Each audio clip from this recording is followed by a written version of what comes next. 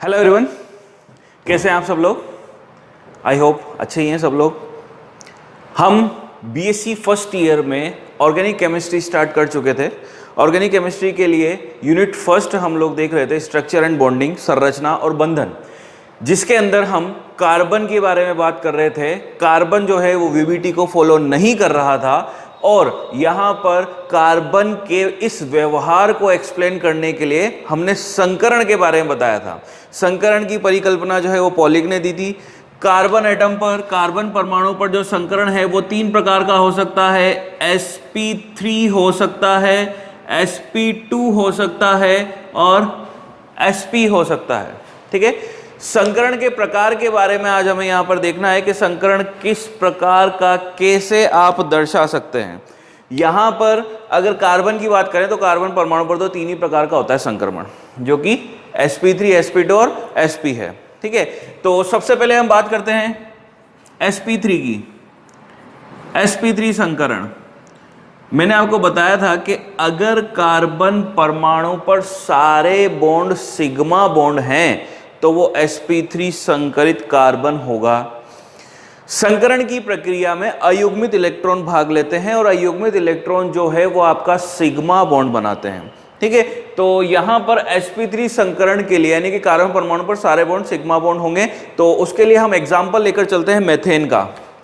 सभी को एग्जांपल से देखेंगे अपन। फर्स्ट ऑफ ऑल मेथेन लिया अपन ने। हमें पता है कि मेथेन पर सारे बॉन्ड आपके सिग्मा बॉन्ड हैं। कार्बन परमाणु चारों तरफ हाइड्रोजन से घिरा हुआ है सिग्मा बॉन्ड बनाते हुए। यहां पर कार्बन की संयोजकता, फिर से वही बात हम देखेंगे। इसका इलेक्ट्रॉनिक विन्यास 1s2 2s2 2p2, जिसमें अंतिम कक्षा कौन सी है? दूसरी है। पहली को तो छोड़ दो, दूसरी को देखो। तो ग्राउंड स्टेट में हम लेकर चलते हैं, कल बताया था इसके बारे में।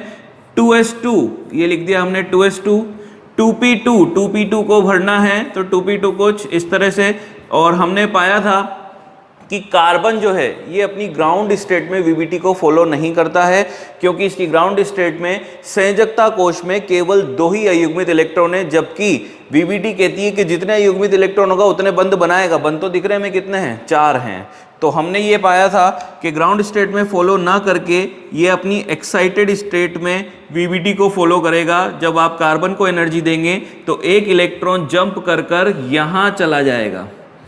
इलेक्ट्रॉन ने जंप किया, इलेक्ट्रॉन को एनर्जी मिली। अब 4 अयुग्मित इलेक्ट्रॉन हो गए हमारे पास, 4 अनपेड इलेक्ट्रॉन हैं। कार्बन की वैलेंसी को शो करने के लिए हमें यहां पर S और P को अतिव्यापित करना पड़ेगा, इनको कंबाइन करना पड़ेगा। और यही प्रक्रिया जो है वो संकरण कहलाती है। यानी कि कार्बन की वैलेंसी को दर्शाने के लिए कि भैया 4 वैलेंसी है, 4 वैलेंसी है तो मुझे 4 अयुग्मित इलेक्ट्रॉन चाहिए। ठीक है, अगर डबल बॉन्ड होता तो मैं ऐसा नहीं करता। डबल बॉन्ड में फिर मुझे 3 ही अयुग्मित इलेक्ट्रॉन चाहिए होते, क्योंकि डबल बॉन्ड में एक सिग्मा और एक पाई होता है। ठीक है, तो अभी हम सिग्मा बॉन्ड की बात कर रहे हैं। चारों बॉन्ड सिग्मा बॉन्ड है तो 4 अयुग्मित इलेक्ट्रॉन चाहिए, यानी कि 4 मुझे कक्षक चाहिए, एक S 3 P, यानी कि sp3 संकरण को दर्शाने के लिए। अब sp3 संकरण है तो इसके लिए मैंने आपको बताया था कि एक S और 3 P आपस में अतिव्यापन करेंगे। अतिव्यापन करके क्या करेंगे? अतिव्यापन करके उतनी ही संख्या में नए कक्षकों का निर्माण करेंगे। संकरण की परिभाषा आपको बताई थी कि संकरण क्या होता है, संकरण की प्रक्रिया क्या होती है। संकरण की परिभाषा, जब समान या लगभग समान ऊर्जा वाले परमाणुवीय कक्षक अपनी ऊर्जाओं का पुनर्वितरण करके आपस में अतिव्यापित होते हैं, तो उतनी ही संख्या में, जितनी संख्या में जुड़ रहे हैं उतनी ही संख्या में नए संकरित कक्षकों का निर्माण करते हैं। उन कक्षकों की ऊर्जाएं भी समान होती है, उन कक्षकों की आकृति भी समान होती है। इन्हें संकरित कक्षक कहते हैं और ये जो प्रक्रिया है वो संकरण कहलाती है। एग्जैक्ट डेफिनेशन बोली जाए तो यही होगी कि जब समान या लगभग समान ऊर्जा वाले परमाणुवीय कक्षक आपस में अतिव्यापित होकर उतनी ही संख्या में समान ऊर्जा और समान आकृति के नए कक्षकों का निर्माण करते हैं, तो ये कक्षक संकरित कक्षक कहलाते हैं और इनका ये गुण, ये जो प्रक्रिया है, ये संकरण कहलाती है। तो यहाँ पर 4 sp3 संकरित कक्षक हम यहाँ बना देंगे। 4 sp3 संकरित कक्षक बन गए हैं। अब उसको रिप्रेजेंट करना है अपन को किसके लिए? मेथेन के लिए। ठीक है। तो मेथेन में केंद्रीय परमाणु कार्बन है, कार्बन परमाणु पर 4 संकरित कक्षक बना रहा हूं मैं, ये एक, क्योंकि sp3 है ना, तो sp3 में 4 कक्षक बनाने पड़ेंगे, तो ये दूसरा, ये तीसरा और ये चौथा। sp3 संकरण को हम यहां पर समझाने की कोशिश कर रहे हैं। sp3 संकरण में अपन क्या करेंगे, मेथेन का एग्जाम्पल लेंगे, मेथेन के एग्जाम्पल से हम इसको समझा रहे हैं। कार्बन के बारे में हमने बता दिया कि उत्तेजित अवस्था में कुछ ऐसा होगा, sp3 संकरण, तो 1s3p जुड़ेंगे, 1s3p जुड़ गए हैं, जितनी संख्या में जुड़ेंगे, कितनी संख्या में जुड़ रहे हैं, 4 ही नए बना लेंगे, 4 sp3 संकरित कक्षक बन गए हैं, यानी कि ऐसे 4 बनेंगे कार्बन पर, देखो ऐसे 4 बना दिए मैंने कार्बन परमाणु पर, ठीक है। यहां पर केंद्रीय परमाणु का संकरण हो गया sp3। अब उसके बाद हमने कहा कार्बन पर 4 क्या है, 4 हाइड्रोजन है, हाइड्रोजन का इलेक्ट्रॉनिक विन्यास 1s1, यानी कि उसमें इलेक्ट्रॉन s में जाता है, s कक्षक गोलाकार होता है, तो ये लीजिए, ये 4 हाइड्रोजन को भी यहां पर हमने रिप्रेजेंट कर दिया है, 4 हाइड्रोजन, ठीक है। ये बॉन्ड आपका सिग्मा बॉन्ड है, ये सिग्मा है, ये भी सिग्मा है और ये भी सिग्मा है। अब आप चाहें तो यहां पर इस बंध का प्रकार भी बता सकते हैं कि ये कौन से अतिव्यापन से बन रहा है। कार्बन परमाणु का जो कक्षक था sp3 संकरित कक्षक था, sp3 संकरित कक्षक किससे जुड़ा, s से जुड़ा, इसका मतलब ये जो सिग्मा बॉन्ड बना है ये कौन से अतिव्यापन से, sp3s अतिव्यापन से। ठीक इसी तरह से ये वाला sp3, ये s, sp3s अतिव्यापन से चारों सिग्मा बंधों का निर्माण हो रहा है, ठीक है। अब बात आती है sp3 के बारे में लिखने की, कुछ नहीं करना है आपको, sp3 को आपने इस तरह से एग्जांपल से समझा दिया है। उसके बाद इसके बारे में 4 पॉइंट्स और लिख दीजिए। थ्योरी अगर आप लिखते हैं पॉइंट्स में तो वो ज़्यादा बेटर होती है मेरे ख्याल से। पैराग्राफ में लिखते हैं, एग्जामिनर पढ़ते हैं, नहीं पढ़ते आपको नहीं पता, लेकिन पॉइंट्स में लिखते हैं तो सिस्टमेटिक लगता है, एक एक पॉइंट क्लियर करना है अपन को। जो 4 मेन बातें हैं वो बतानी है। सबसे पहली चीज, बंध का प्रकार, सारे बंध सिग्मा हैं, all bonds are sigma bond, ठीक है। सबसे पहले चीज जो है वो आपने क्या बता दी, बंध का प्रकार। दूसरी चीज क्या बताएंगे, बंध की लंबाई। कार्बन कार्बन बंध की लंबाई जो होती है वो 1.54 एंगस्ट्रॉम होती है अगर संकरण sp3 है तो। नॉर्मली sp3 संकरण में बंध लंबाई 1.54 एंगस्ट्रॉम मानी जाती है। उसके बाद आगे चलें, तीसरी चीज जो आप बताएंगे वो बताएंगे बंध कोण। sp3 संकरण में बंध कोण होता है 109 degree 28 minute, 109 degree 28 minute sp3 संकरण अगर है तो। लेकिन ध्यान रहे sp3 संकरण है तो कार्बन पर सभी बॉन्ड सिग्मा बॉन्ड होंगे। साथ ही साथ ये भी देखना है कि उसके आसपास कोई लोन पेयर वाला परमाणु ना हो। अगर लोन पेयर होता है तो LP-BP प्रतिकर्षण के कारण संकरण में बंध कोण चेंज हो सकता है।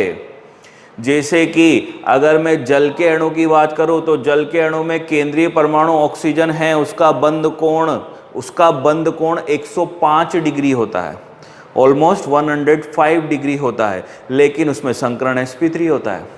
तो ऐसा बिल्कुल भी जरूरी नहीं है कि अगर संकरण sp3 है तो बंध कोण 109 डिग्री 28 मिनट होगा, लेकिन कार्बन के केस में ऐसा ही है। कार्बन के केस में ऐसा ही है, बाकी ऑक्सीजन नाइट्रोजन पे लोन पेयर होते हैं उनमें थोड़ी गड़बड़ हो जाती है। वसेपर सिद्धांत लागू होता है उनमें, valence shell electron pair repulsion theory, जिसे आप बोलते हैं संयोजकता कोश इलेक्ट्रॉन युग्म प्रतिकर्षण सिद्धांत, जिसमें LP-BP और BP-BP प्रतिकर्षण होता है, जिसके कारण से बंध कोण चेंज हो जाता है, ठीक है। लेकिन यहाँ ऐसा कुछ नहीं होगा, सारे बंध सिग्मा हैं, बंध लंबाई 1.54 एंगस्ट्रॉम, बंध कोण 109 डिग्री 28 मिनट होगा। और अगली चीज जो आपको बतानी है वो बतानी है क्या, वो बतानी है इसकी ज्यामिति। अगर संकरण sp3 है तो ज्यामिति होती है आपकी चतुष्फलकीय sp3 संकरण के लिए, ठीक है। तो इतनी चीजें क्लियर करनी है आपको sp3 संकरण के लिए। अगर sp3 संकरण आपसे पूछा जाता है तो आप मेथेन का एग्जाम्पल देंगे। मेथेन के एग्जाम्पल के लिए आप कार्बन की अवस्था बताएंगे, ग्राउंड स्टेट में आप इलेक्ट्रॉन की कंडीशन दिखाएंगे, एक्साइटेड स्टेट में आप बताएंगे इलेक्ट्रॉन जंप करके यहाँ चला गया है। कार्बन की 4 संयोजकता या 4 सिग्मा बंधों को दर्शाने के लिए आपको एक S को 3 P के साथ जोड़ना होगा, वो बताएंगे। यानी कि संकरण sp3 कुछ इस तरह से आया है। फिर उसके बाद एक S और 3 P को जोड़कर 4 नए sp3 संकेत कक्षक आपने बनाए हैं। उसका स्ट्रक्चर ये रहा आपके सामने। ऐसे sp3 को क्लियरिफाई करना है। ठीक इसी तरह से हम sp2 और sp को भी करेंगे। sp2 और sp दोबारा से देख लेते हैं क्या होने वाला है। कार्बन की ग्राउंड स्टेट और एक्साइटेड स्टेट वैसी ही रहेगी। sp2 संकरण की हम बात करते हैं। अब sp2 संकरण सीधा सीधा हमें पता पड़ रहा है कि sp2 संकरण का मतलब एक S और 2 P होंगे, एक S और 2 P होंगे, जिसको अपन समझेंगे एथीन के एग्जाम्पल से। CH2 डबल बॉन्ड CH2, आप चाहें तो इसको ऐसे भी लिख सकते हैं कि कार्बन पर सिग्मा बॉन्ड दर्शाने के लिए हमने एथीन को ऐसे लिख दिया। एक कार्बन पर कितने सिग्मा बॉन्ड हैं? 3 हैं। हाइड्रोजन हाइड्रोजन दोनों सिग्मा है, एक सिग्मा एक पाई होता है, यानी कि 3 सिग्मा बॉन्ड है। तो मुझे यहां पर कार्बन के 3 अयुग्मित इलेक्ट्रॉनों से काम है। 3 सिग्मा बॉन्डों को दर्शाने के लिए मुझे कार्बन के 3 अयुग्मित इलेक्ट्रॉन लेने होंगे। यहाँ पर ये जो पाई बॉन्ड है, पाई बॉन्ड जो होता है संकरण की प्रक्रिया से नहीं बनता है, यानी कि पाई इलेक्ट्रॉन जो होते हैं संकरण की प्रक्रिया में भाग नहीं लेते हैं। तो यहाँ पर अभी आपको समझ में आएगा किस तरह से हमें पाई बॉन्ड को बनाना है। फिर से वही कंडीशन, कार्बन परमाणु है तो इलेक्ट्रॉनिक विन्यास वही होगा आपका 1s2 2s2 2p2, वही इसकी ग्राउंड स्टेट होगी, वही इसकी एक्साइटेड स्टेट होगी। तो मैं डायरेक्ट एक्साइटेड स्टेट इसकी लिख देता हूं। ठीक है, 1s2 को तो छोड़ दो, 2s2 था, जंप करेगा तो एक इलेक्ट्रॉन रह जाएगा, कहाँ चला जाएगा? P में चला जाएगा। तो डायरेक्ट मैंने इसकी एक्साइटेड स्टेट बना दी है। ठीक है, कितने सिग्मा बॉन्ड शो हो रहे हैं कार्बन पर? 3। तो मुझे कितने युग्मित इलेक्ट्रॉन चाहिए? 3। तो एक S और 2 P हम काम में लेंगे। एक P बच गया, इस कार्बन के लिए एक P बचा है तो इस कार्बन के लिए भी एक P बचेगा। दोनों कार्बन सेम ही तो हैं। CH2 डबल बॉन्ड CH2 जैसा इसमें होगा वैसा ही इसमें होगा। ये दो जो P कक्षक बच गए, एक यहां पर और दूसरा इसमें बचेगा, ये दोनों आपस में समपार्श्व अतिव्यापन करेंगे और पाई बंध का निर्माण करेंगे। जो भी P कक्षक ये संकरण में भाग नहीं ले रहा है, ऐसे P कक्षक जो संकरण की प्रक्रिया में भाग नहीं ले रहे हैं, वो पाई बंधों का निर्माण करेंगे। इसमें एक P बच गया है, दूसरे कार्बन में भी एक P बचेगा। तो यहाँ पर हो गया आपका ये sp2, एक S 2 P, 3 अयुग्मित इलेक्ट्रॉन चाहिए थे क्योंकि मुझे कार्बन पर 3 सिग्मा बंध दिखाई दे रहे हैं। ठीक है, तो फिर से वही, एक तो S ले लेंगे अपन और 2 P ले लेंगे अपन। कितने परमाणुवीय कक्षक अतिव्यापित हो रहे हैं? 3। तो 3 ही नए संकरित कक्षकों का निर्माण होगा। यहाँ पर मैं लिख देता हूँ अतिव्यापन। अतिव्यापन का मतलब होता है सिकुड़कर पास पास आना, एक दूसरे से जुड़ जाना, ओवरलैपिंग जिसे आप इंग्लिश में बोलते हैं। ठीक है, तो 3 sp2 संकरित कक्षक यहाँ पर बन गए हैं। 3 sp2 संकरित कक्षक। इसका मतलब अभी जब मैंने कार्बन बनाया था तो उस पर मैंने 4 sp3 संकरित कक्षक बनाए थे। अब इस कार्बन पर क्या करूंगा? 3 sp2 संकरित कक्षक बनाऊंगा। sp2 संकरण होता है तो ज्यामिति होती है त्रिभुजीय। एथीन का डायग्राम बनाने जा रहे हैं। यहाँ पर एथीन में 2 कार्बन है, एक कार्बन पर क्या बनाऊंगा? 3 sp2 संकरित कक्षक। दूसरे कार्बन पर भी क्या बनाऊंगा? 3 sp2 संकरित कक्षक। तो ये लीजिए, ये एक, ये दूसरा और ये तीसरा। एक कार्बन पर 3 sp2 संकरित कक्षक हमने बना दिए हैं। सेम एज इट इज दूसरे वाले के साथ भी अपन को करना है। दूसरा कार्बन, दूसरे कार्बन पर भी 3 sp2 संकरित कक्षक। तो ये एक, ये दूसरा और ये तीसरा। मैंने कुछ इस तरह से बनाने की कोशिश की है कि अगर मैं इनके कॉर्नर्स को मिलाऊं तो एक त्रिभुज बनेगा। ठीक है, कार्बन पर क्या है? इस कार्बन पर 2 हाइड्रोजन है। हाइड्रोजन का मतलब S कक्षक, ये लो, कार्बन पर 2 हाइड्रोजन, इस कार्बन पर भी 2 हाइड्रोजन। ठीक है। कार्बन की संयोजकता 3 दिखाई देगी। 4 संयोजकता दर्शाने के लिए मुझे क्या करना होगा, मुझे पाई बॉन्ड बनाना होगा। पाई बॉन्ड बनाने के लिए मुझे क्या करना होगा, ये जो बचा हुआ पी कक्षक है इसको बनाना होगा। अभी जो मैं बना रहा हूं ये संकरित कक्षक है, ठीक है। पी कक्षक अगर बनाता तो पूरा डंबल बनाता, पूरी डंबलाकार आकृति बनाता। मैंने अर्ध डंबल बनाया, उसके अंदर छोटी पाली लगाई है। इसका मतलब क्या है, ये संकरित कक्षक है। ये जो बीच बीच में ये बना रहा हूं ना, ये काम की चीज है। यूं मत सोचना कि सर ने डिजाइन मार दी, हम तो नहीं मारेंगे, नहीं, ये संकरित कक्षक को दर्शाता है। जैसे कि यहाँ पर एक गोलाकार और एक डंबलाकार कक्षक जब आपस में जुड़ता है तो कुछ इस प्रकार की आकृति बनती है, ठीक है। तो उसी को बनाया अपन ने, उसी को शो किया है। अब बचा हुआ पी कक्षक बनाना है तो पी कक्षक तो पूरा ही बनेगा डंबल वाला, डंबल शेप, डंबलाकार आकृति। ये हो गई आपकी डंबलाकार आकृति। जैसे इस कार्बन पर बच रहा था वैसे ही दूसरे कार्बन पर भी बचेगा। तो ये लीजिए, दूसरे कार्बन पर भी इसको हमने कुछ इस तरह से डैश डैश कर दिया है, छायांकित कर दो, क्योंकि ये पाई बंद बनाएगा। ये कुछ इस तरह से अपन ने इसको दर्शा दिया है। बाकी सिग्मा बॉन्ड कहाँ दिखाई दे रहे हैं, एक सिग्मा ये रहा, एक इस हाइड्रोजन के साथ, दूसरा तीसरा इस हाइड्रोजन के साथ, ऐसे यहाँ पर भी ये सिग्मा बॉन्ड, ठीक है। अब पाई बंद का निर्माण जब अपन करते हैं तो उसको ऊपर और नीचे दोनों तरफ से कनेक्ट करते हैं अपन, ठीक है, क्योंकि पाई बंद में इलेक्ट्रॉन घनत्व ऊपर और नीचे सब जगह समान होता है। तो यहाँ पर मैंने कुछ इस तरह से इसको कनेक्ट कर दिया है डैश डैश करके। आप चाहे तो एक पूर्ण लाइन से भी इसको दर्शा सकते हैं। एथीन का डायग्राम है, संकरण इसमें दिखाई दे रहा है आपको sp2। क्यों, क्योंकि 3 परमाणविक कक्षक, 3 संकरित कक्षक यहाँ पर होंगे। अब आप चाहें तो ये जो बंध बन रहे हैं इनका प्रकार भी आप बता सकते हैं। 3 तरह के सिग्मा बंध है, तीनों का प्रकार मैं आपको बताता हूँ। इस वाले बंध का प्रकार देखो क्या होगा। कार्बन परमाणु पर जो संकरित कक्षक था वो कौन सा संकरित था, sp2, यानी कि ये sp2 संकरित कक्षक है, ये s है। तो इस बंध का अतिव्यापन क्या हो गया, sp2s। ये sp2 था, ये s था, ये भी वही है और ये भी वही है। ठीक इसी तरह से आप इधर देखें तो ये दोनों बंध भी इसी अतिव्यापन से बने हैं, sp2s। बंध कौन से है, सिग्मा है।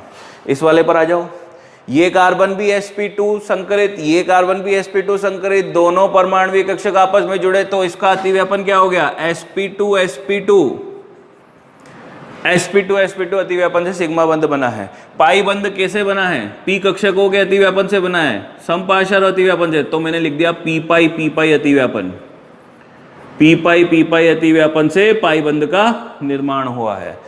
3 सिग्मा है, 1 पाई है, इसको इस तरह से अपन रिप्रेजेंट कर सकते हैं। सेम यही कहानी आपकी एथाइन में भी चलेगी।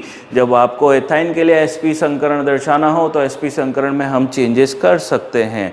जैसा कि आपने sp2 बनाया है, sp2 में आपने क्या किया, एक p को इस तरह से उधरवाधर रखा है। तो sp में 2 p होंगे, इस पर भी 2 p होंगे और इस पर भी 2 p होंगे। देखें, सोचें आप sp संकरण के लिए अगर चेंजेस करने हैं तो क्या करूँगा, sp संकरण, एक s होगा, एक p होगा, यहाँ पर ट्रिपल बॉन्ड होगा, ठीक है, ये ट्रिपल बॉन्ड शो कर दिया अपन ने, ठीक। सिग्मा बंध कितने होंगे अब, एक तो हाइड्रोजन के साथ, इन ट्रिपल बॉन्ड में एक सिग्मा और 2 पाई होते हैं, तो एक ही सिग्मा है, एक सिग्मा कार्बन कार्बन के बीच में, एक सिग्मा कार्बन हाइड्रोजन के बीच में, तो कितने सिग्मा, 2 सिग्मा, यानी कि कितना युग्मित इलेक्ट्रॉन चाहिए आपको, 2। तो यहां पर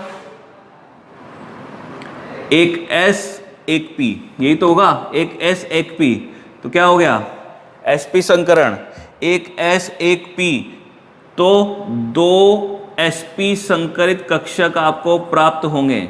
जितने जुड़ेंगे उतने ही बनेंगे। एक s जुड़ा है, एक p जुड़ा है, तो 2 sp संकरित कक्षक आपको मिलेंगे, ठीक है।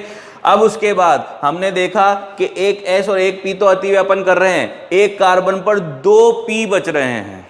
जैसे इस कार्बन पर 2 p बच रहे हैं, वैसे ही दूसरे वाले कार्बन पर भी 2 p बाकी रह जाएंगे। तो इसका मतलब अब डायग्राम में आपको 2 p कक्षक दिखाने होंगे जो पाई बंध का निर्माण करेंगे, ठीक है। तो इसमें चेंजेस कुछ इस तरह से कर देते हैं अपन। कार्बन और कार्बन के बीच में सिग्मा बंध तो बनेगा ही बनेगा। यहां पर कार्बन और कार्बन के बीच में सिग्मा बंध है, कार्बन और हाइड्रोजन के बीच में शो करना है अपन को, क्योंकि sp संकरण है। sp संकरण में दो ही तो होंगे, तो एक कार्बन पर दो sp संकरित कक्षक शो कर दिए। इसी तरह से इस वाले पर भी दो sp संकरित कक्षक हम शो कर देंगे, क्योंकि sp संकरित कक्षक की आकृति क्या होती है, रेखीय होती है। देखो रेखीय बना दिया। जब चतुष्फलकीय था तो कक्षक इस तरह से बनाए थे कि चतुष्फलक बनता दिखाई दे, त्रिभुजीय था तो इस तरह से बनाया कि एक त्रिभुज बनता हुआ दिखाई दे। अब रेखीय है तो एक रेखा के रूप में अपन ने इसको बना दिया है। एक हाइड्रोजन यहाँ पर, दूसरा हाइड्रोजन यहाँ पर, हाइड्रोजन सिग्मा बंध का निर्माण करेगा। ठीक है, अब आपको यहाँ पर एक p कक्षक और शो करना है, कर देते हैं, कोई इशू नहीं है।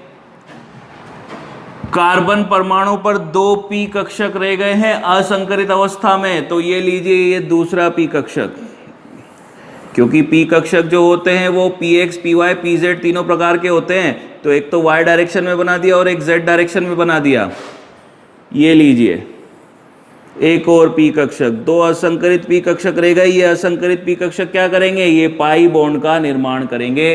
अब इनको मिला दो, चाहे तो आप डैश लाइन से मिला दे, चाहे तो आप एक पूरी लाइन से मिला दे इनको। ये लीजिए हो गया।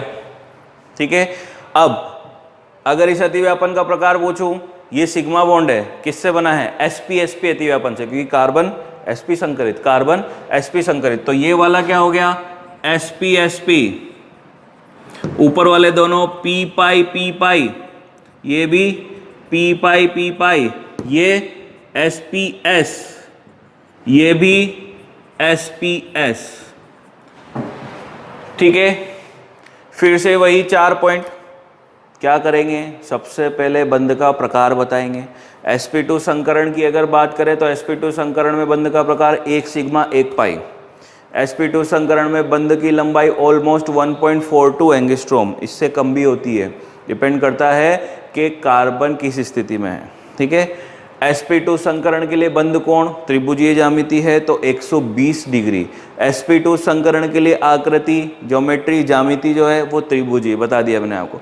ठीक इसी तरह से वही 4 पॉइंट इसमें लगा देने हैं आपको। बंध का प्रकार 1 सिग्मा 2 पाई, कार्बन और कार्बन के बीच की बात कर रहे हैं अपन। ठीक है, पहला पॉइंट बंध का प्रकार 1 सिग्मा 2 पाई। दूसरा पॉइंट क्या है, दूसरा पॉइंट है बंध की लंबाई 1.25 से 1.30 एंगस्ट्रॉम होती है। तीसरी चीज बंध कोण कितना होगा, 180 डिग्री होगा, 180 डिग्री होगा। और उसके बाद ज्यामिति दिखाई दे रही है आपको, रेखीय होगी। तो ये थे आपके संकरण के प्रकार। ठीक है, कार्बन परमाणु पर जो संकरण होते हैं वो 3 प्रकार के होते हैं, sp3, sp2 एंड sp। सीधी सी बात मैं आपको बता दूं कि अगर किसी यौगिक में आपको कार्बन जो है वो सिंगल बॉन्डेड दिखाई दे रहा है, यानी कि कार्बन पर आपको सिग्मा बंध दिखाई दे रहे हैं, तो वो sp3 संकरित होगा। अगर कार्बन पर आपको डबल बॉन्ड दिखाई दे रहा है तो वो sp2 संकरित होगा। और अगर कार्बन पर आपको ट्रिपल बॉन्ड दिखाई दे रहा है तो वो sp संकरित होगा। इस तरह से आप इसको पहचान सकते हैं और एक्सप्लेन उसको इस तरह से कर सकते हैं। तो ये संकरण और संकरण के प्रकार थे। बाकी जो है वो नेक्स्ट लेक्चर में अपन देखेंगे। ठीक है, कंटिन्यू पढ़ने के लिए आप वीडियो को लाइक करें, चैनल को सब्सक्राइब करें। Thank you so much.